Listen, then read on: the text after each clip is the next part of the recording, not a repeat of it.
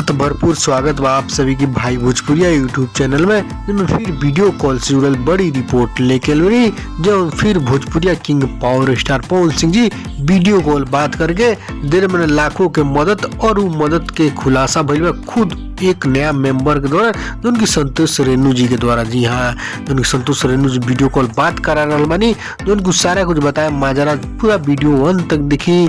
उससे पहले एक और रिक्वेस्ट करें आपसे कि यदि आप भाई भोजपुरिया यूट्यूब चैनल पर नया बनी तो जुड़ जाए, सब्सक्राइब करके घंटी ऑल ऑन कर दें ताकि सभी न्यूज वीडियो लिंक सबसे पहले आप तक पहुंचेगी, आप देख सके, मिस ना हो। जी हाँ, तो कल पवन सिंह जी नया वीडियो कॉल के खबर आयल बा।